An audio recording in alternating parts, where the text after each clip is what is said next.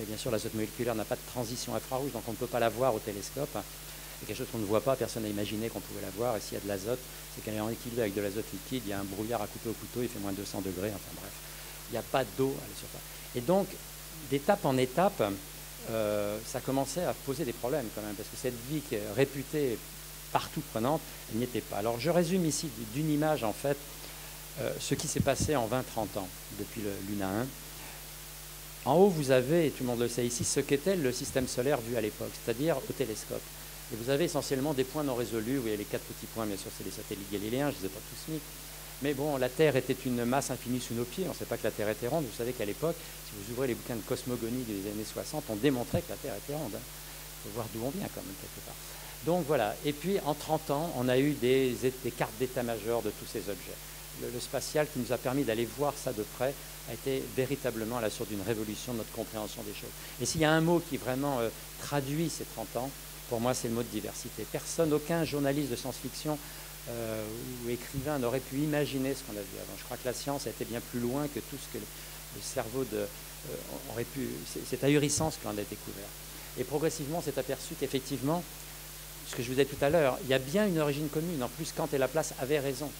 Et ça, c'est le retour des échantillons lunaires, surtout qui ont permis de mesurer l'âge à une telle précision qu'on s'est rendu compte que tout le monde a bien le même âge, que c'est bien le même matériau.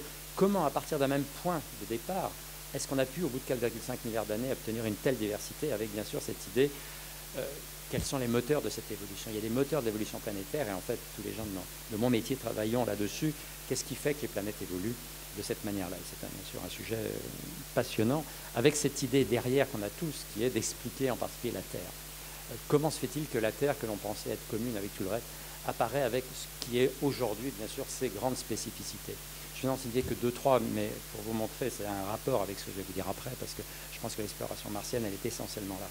Couverture océanique et nuageuse. Couverture océanique, on vient juste, on va en parler un petit peu plus dans quelques minutes, mais on commence juste à comprendre que ce qui fait qu'il y ait de l'eau sur Terre et que il y ait de l'eau à la surface de la Terre et de l'eau liquide, et probablement depuis plus de 4 milliards d'années, c'est un processus, et c'est une succession de processus qui n'était pas écrit dans le grand livre. C'était vraiment une succession de processus tout à fait hasardeuse au sens chaotique du terme, qui fait qu'effectivement on a pu arriver à maintenir de l'eau liquide à la surface d'une planète. Mais on commence à comprendre que pourquoi partout dans l'univers on trouve de l'eau, c'est-à-dire la molécule H2O, mais uniquement sous forme vapeur ou solide, de la glace, et jamais sous forme liquide. C'est très compliqué de faire de l'eau à l'état liquide et de la maintenir comme telle. Et tout d'un coup, on s'aperçoit que quelque chose qui était réputé omniprésent dans l'univers, si vous regardez les Larousse du XXe siècle, au cours du XXe siècle, il y avait de l'eau partout dans l'univers, et partout sur les planètes, puisque par définition, il y avait de la vie partout, et que l'eau et la vie ont toujours été assimilées. Couverture nuageuse, c'est aussi un truc incroyable. Si j'ai le temps, j'en parle un peu plus tout à l'heure, mais les nuages, c'est ce qu'il y a de blanc ici. On le sait bien, puisque l'image est prise à l'extérieur. Pourquoi les nuages sont blancs? Parce qu'ils renvoient dans l'espace de l'énergie. Vous savez qu'un cumulus, ça renvoie à peu près 50% d'énergie solaire que ça reçoit. Ce qui veut dire que si vous augmentez de 10% la couverture en nuages, vous avez 5% d'énergie en moins en dessus. 5% d'énergie, c'est colossal. Qu'est-ce qui fait que la couverture en nuages reste stationnaire à la surface de la Terre? Elle l'est parce que sinon il y aurait des grands changements climatiques. Ça, c'est parmi les plus grands problèmes actuellement. Pourquoi? Parce que, pour 2 raisons, je vais simplement dire. Quand on regarde les autres planètes, c'est soit 100% de nuages, Vénus, soit 0%, tout le monde. Il y a quelques planètes comme Mars qui ont quelques nuages le soir qui se barrent le matin, mais ce n'est pas grand-chose dans l'équilibre. Tout peut se passer comme s'il n'y avait pas de nuages. La Terre, c'est du 50-50. Et c'est stationnaire, stable. Aujourd'hui, il ne fait pas beau, hier, il faisait beau, on a l'impression que ça va, ça vient. C'est stationnaire, non pas à l'échelle de la journée, de la semaine ou du mois, mais du million, voire du milliard d'années. Eh bien, voilà un problème qui n'est toujours pas résolu, qui fait partie des grands problèmes que l'on a actuellement. Je dis aux jeunes, si on a 30 jeunes qui font de l'astro, je suis sûr qu'une grande partie, une grande poignée va travailler là-dessus. Pourquoi? Parce que on ne sait pas aujourd'hui le processus par lequel la Terre a cette couverture en nuages, parce qu'on ne sait pas le processus par lequel les nuages se forment. Ça peut paraître étrange. Et à nouveau, ce n'est pas le but aujourd'hui, mais je vous conseille un jour de faire une conférence sur ce problème-là, ou sur le problème climatique terrestre, mais vu à travers ce genre de choses. Pourquoi? Parce que pour qu'un nuage se forme, il ne suffit pas que de l'eau passe à 0 degré et se condense, bien sûr. On sait qu'il y a des germes de nucléation qui font que l'eau va prendre telle ou telle forme, mais ça va être tel ou tel nuage, et que ça soit un cumulus ou un stratus va bien sûr changer.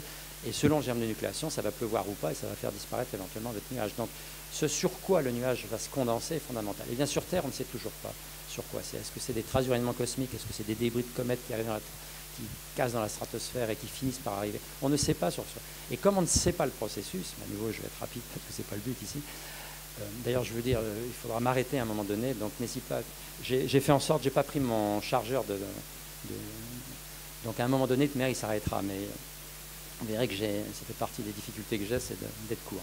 Et donc, comme on ne sait pas le processus par lequel les nuages se forment, on ne sait pas s'il pourra ou pas jouer un rôle dans le global change actuel. Vous savez qu'actuellement, le fait qu'on brûle 80% de notre énergie, c'est en brûlant, ça fabrique du CO2, qui parce qu'il chauffe l'atmosphère, et ça, hélas, c'est le cas, quoi qu'on dise, ça fait qu'il y a plus de vapeur d'eau qui passe dans l'atmosphère parce qu'on vaporise plus les océans parce que la température monte. Et la grande inconnue de tous les modèles climatiques actuels, c'est de savoir quelle est la fraction de cette vapeur d'eau qui va éventuellement se condenser en nuage. Pourquoi? Parce que la vapeur d'eau est aussi un gaz à effet de serre. Et un nuage aussi, d'ailleurs, est un instrument à effet de serre. La molécule H2O bloque le rayonnement infrarouge. Mais la fraction qui va passer en nuage aura le double rôle d'augmenter la température par effet de serre, mais de diminuer la température en réfléchissant plus de lumière solaire.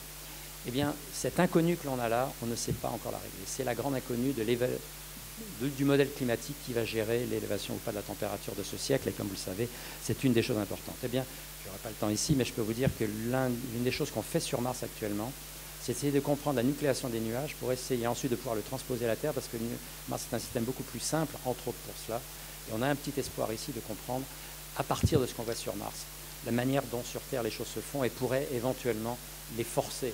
On pourrait éventuellement les forcer pour augmenter la concentration en nuages si ça s'avérait nécessaire, et je pense que ça s'avère nécessaire. Bref, les problèmes atmosphériques sont tout à fait majeurs sur cette planète, et quand on regarde cette image, on aurait pu faire aussi une conférence que sur l'image de la Terre, voir comment elle a changé au cours du temps. C'est que la première fois qu'on a fait cette image, il y a eu un moment où l'homme a fait pour la première fois une image de la Terre ronde comme une planète. C'est décembre 68, quand pour la première fois des astronautes ont été sur la Lune, non pas sur, mais autour de la Lune. C'est qu'en 68, dans le programme Apollo, donc 6 mois avant le vrai atterrissage d'Armstrong et Aldrin, la NASA était en train de tester tous les systèmes autour de la Terre. Donc il y avait 3 astronautes qui devaient faire tout autour de la Terre, sauf bien sûr se larguer et poser. Quand la CIA a fait courir ce bruit, que les Soviétiques étaient à nouveau prêts à aller sur la Lune. Ils se dit, ah non, on ne va pas aussi se faire avoir sur ce coup-là. Et donc ils ont décidé d'envoyer les 3 gus sur la Lune. Et ils ont fait ce truc incroyable avec cette image, vous voyez, vous la connaissez tous, la Lune, un lever de terre sur la Lune au premier plan, etc. Mais je pense que le plus important, ils avaient un Hasselblad, un 6.6, le plus important, c'est ce qu'ils ont fait à l'aller et au retour. C'est-à-dire qu'ils ont fait pour la première fois une image de la Terre vue comme une boule qui flotte dans l'espace. Eh bien, ce qui est étonnant, c'est que quand vous regardez, comment vous lisez ce que les gens en ont déduit, c'est que vous voyez bien, la Terre, elle est comme les autres, une planète, une boule parmi les boules qui flottent dans l'espace. Ce que les gens voyaient de cette image, c'est le côté commun aux autres objets. Et c'est aujourd'hui, 20-30 ans après tout ce qu'on a vu ailleurs, que ce qui frappe ici, c'est pas que cette planète, elle ressemble aux autres, c'est qu'elle est justement très différente des autres. Et donc, cette idée de Terre générique banale avec la pluralité des mondes, elle est en train, bien sûr, d'être fortement ébranlée. Est-ce que la Terre est unique? Est-ce qu'elle l'est? Et si oui, à quelle échelle? Est-ce que c'est à l'échelle du système solaire, de notre galaxie, de l'univers? Voilà les questions. Et bien sûr, la question qui est pendante à ça, est-ce que la vie a pu démarrer ailleurs que sur Terre? Et si oui, où? Et si c'est dans notre système, probablement c'était sur Mars. Donc, tout ça a commencé à changer avec ce qu'on a vu du système solaire. Et c'est là que tout d'un coup, les gens ont réalisé, certains en tout cas, mais très peu à vrai dire encore, qu'il y a un monsieur absolument extraordinaire qui, un siècle avant, avait déjà donné toutes ces prémices-là. Et ce siècle avant, c'était monsieur Poincaré qui, au début du 19e siècle, au début du 20e siècle, avait donné cette fameuse théorie du chaos auquel Pierre tout à l'heure faisait une allusion, puisque, effectivement, c'est Jacques Lascard dont on vous a parlé tout à l'heure, et je vous conseille vraiment d'aller à sa conférence la semaine prochaine, parce que c'est un homme absolument remarquable, qui travaille à l'Observatoire de Paris. C'est le premier à avoir utilisé les théories du chaos, qui sont fondamentales quelque part. Vous savez, jusqu'à cette époque-là, les mouvements planétaires, c'était des mouvements d'horlogerie, comme on disait. Une fois que c'est lancé, ça continue, il n'y a rien de plus stable que tout ça. Jusqu'à l'idée de se dire, bien sûr, mais ça n'a pas de sens, il n'y a aucun système stable. Tous les systèmes d'ordre chaotique sont d'ordre chaotique. La question est de savoir quelle est l'amplitude et la constante de temps sur laquelle ils évoluent.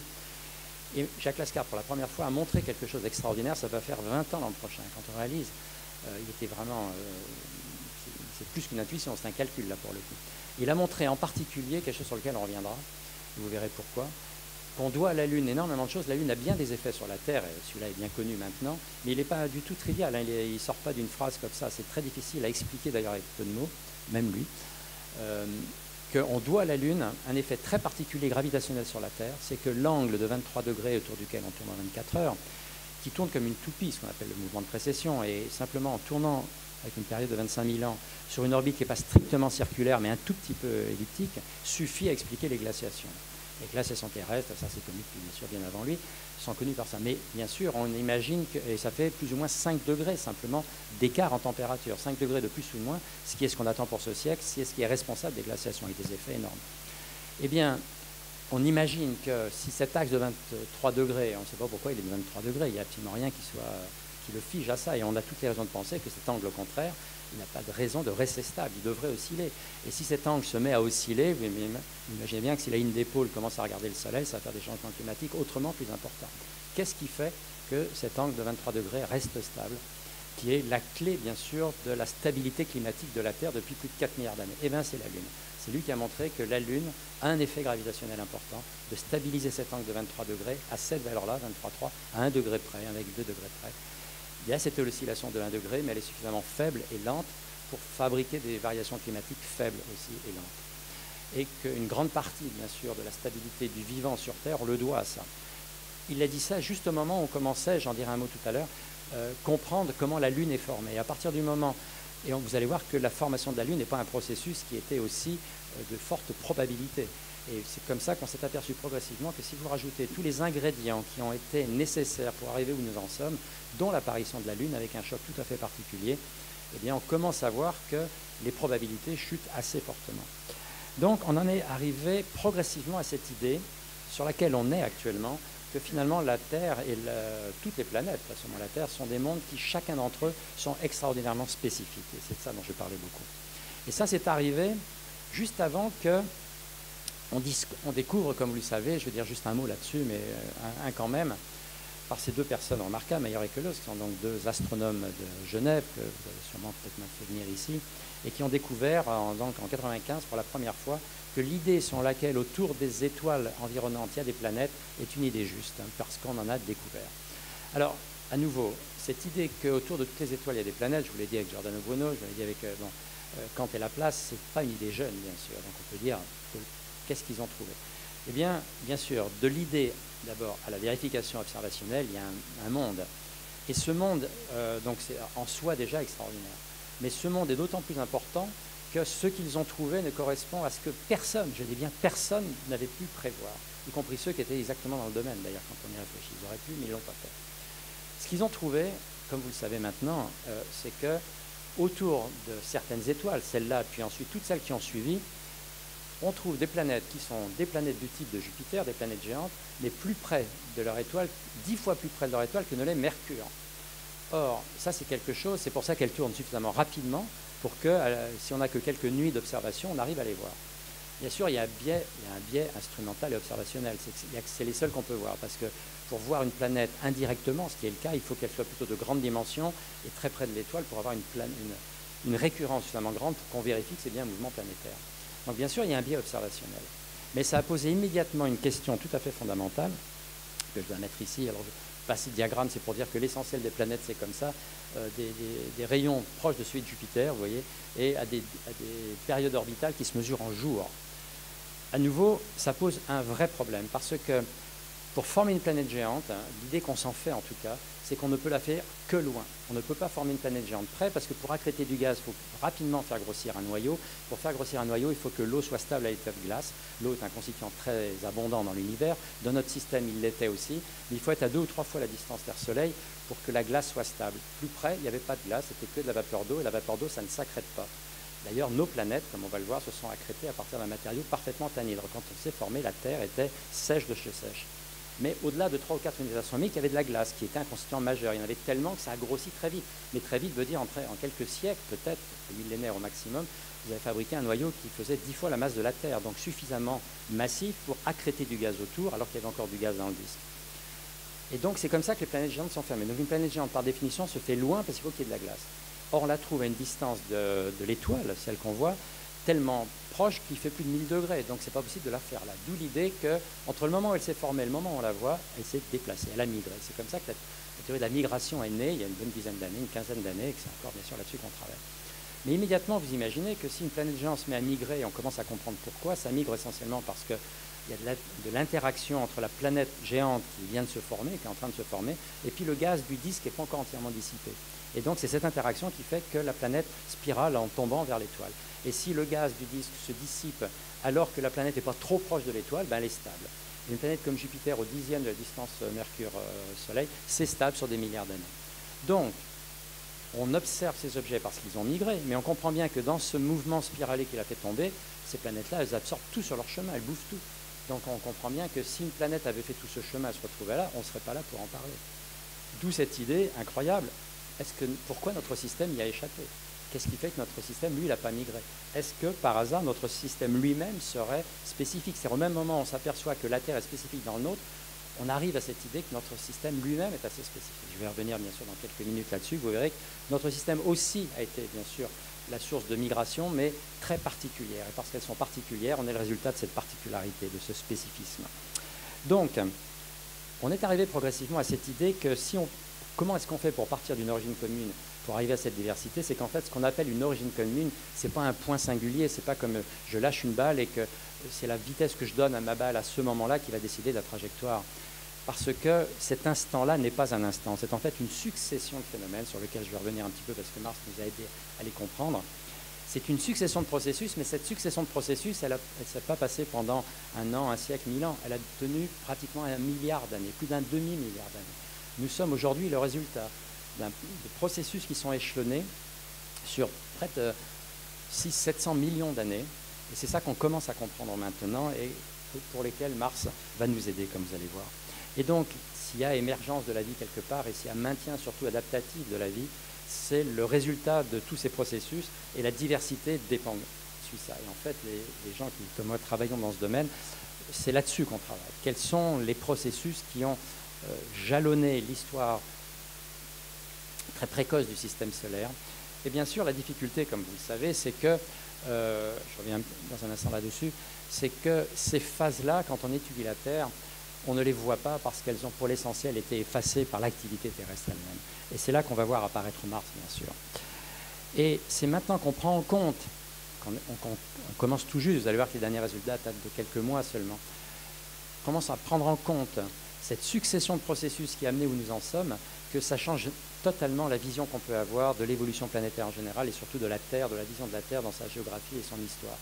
On commence à comprendre ça. Et je suis personnellement, et c'est la dernière chose que je mets ici dans ce petit paragraphe, cette vision de la Terre, c'est véritablement une révolution au sein duquel on est et auquel les astrophysiciens ont contribué.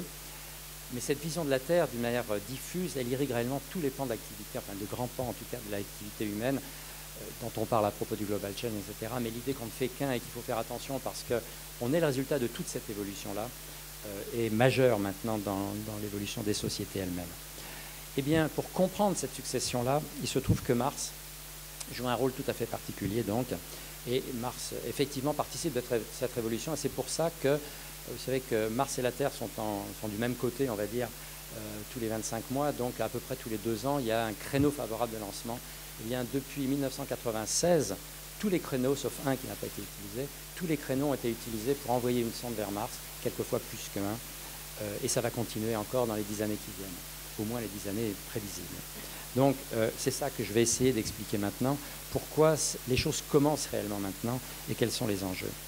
Donc, bien sûr, remonter le passé, la Terre, on voudrait bien, mais c'est impossible parce que son activité a tout effacé. Mars, comme on va le voir, a préservé toutes les étapes pratiquement de son évolution depuis le début. Et c'est ça qui est génial en ce qu'on appelle la planétologie comparative. On essaye de lire sur Mars ce qui a été fondamental, non seulement sur Mars, parce que Mars en soi est intéressant, mais par-delà Mars, pour expliquer ce qu'a été l'histoire des mondes planétaires dont nous sommes le résultat ici. Avec cette idée que si effectivement on part d'un point commun au démarrage jusqu'à cette diversité, peut-être bien qu'à un moment donné, Mars et la Terre ont partagé une même histoire. Et donc, est-ce que effectivement Mars et la Terre ont une histoire commune? Est-ce qu'il a pu y avoir possibilité pour que Mars et la Terre, et de l'eau en particulier liquide? Et si c'est le cas, et s'il y a eu divergence des chemins d'évolution au bout d'un moment, est-ce que cette divergence des chemins d'évolution de Mars et de la Terre s'est passée après que sur Mars, comme sur la Terre, la vie ait pu apparaître? Et si c'est le cas, et c'est ça qu'on recherche en fait aujourd'hui, on pourrait même expliquer pourquoi et comment cette divergence a eu lieu. Qu'est-ce qui fait que là, ça a pu perdurer sur la Terre et que ce n'est pas perduré sur Mars? Il se trouve qu'actuellement, on a à peu près mis au point les raisons pour lesquelles, si ça a démarré de la même manière, ça a pu diverger et séparer les devenirs, mais bien sûr, la première étape, à savoir est-ce que la vie a pu apparaître avant cette divergence des chemins d'évolution, c'est là-dessus qu'on travaille essentiellement aujourd'hui, et c'est ça que je vais vous résumer aujourd'hui. Donc, aujourd'hui, on est comme ça, et bien sûr, les questions que les gens se sont posées pendant longtemps, c'est est-ce que dans le passé, on n'aurait pas été comme ça, sur une planète bleue, où les gens, sur cette vue d'artiste, ont mis de l'eau dans les terrains les plus profonds.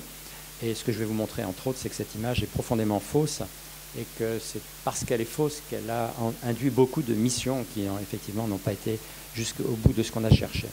Et donc, est-ce que Mars a pu être, justement, une planète bleue dans le passé aussi? C'est ça un peu l'idée qu'il y a derrière tout ça. Et quels indices on peut avoir de tout ça? Alors, je reviens à cette image-là, où je vous ai dit que Viking était fait pour aller chercher du vivant, et que, eh ben, ils n'en ont pas trouvé. Mais heureusement, il y avait sur Viking d'abord au sol des caméras, et les landeurs ayant des caméras, ils ont fait des images, et on sait que ces images-là, au gré des saisons, ont changé. Ça, c'est Viking, le site de Viking 2. L'été et l'hiver, c'est tout blanc. Pas tout à fait tout blanc, parce que quand l'eau se condense, ça fait un film tellement fin, quelques dizaines de microns, qu'il n'est même pas continu. On ne peut pas vraiment skier à la surface de Mars. D'ailleurs, à l'époque, on ne savait même pas que c'était de l'eau. C'est nous qui avons montré, il y a quelques années, qu'effectivement, c'est bien de l'eau qui se condense. Mais l'eau, il y en a très peu, parce que la pression totale est très faible. Et donc, tout de suite, on réalise bien sûr quelque chose, c'est que si l'eau n'est pas liquide à la surface de Mars, ce n'est pas parce que la température ne le permet pas, parce que la température passe de ça et au-delà de 0 degré Celsius, parce que la pression ne le permet pas. Pour que les trois phases existent, pour que l'eau soit stable et liquide, il ne suffit pas que la température il ne suffit pas seulement que la température le permette, il faut aussi que la pression le permette. Il faut que la pression soit suffisamment élevée, et la pression aujourd'hui est trop faible à la surface de Mars pour que ça fonctionne. Donc, voilà, c'est comme ça aujourd'hui. Mais heureusement, je dirais, en même temps qu'il y avait les Vikings au sol, il y avait des Vikings orbiteurs. Et eux, ils étaient équipés d'images, et grâce à ça, il y a une véritable science qui est née, qu'on appelle la photogéologie. Et alors, il y a eu des composites mosaïques de Mars qui sont absolument extraordinaires, sur lesquels, pendant 20 ans,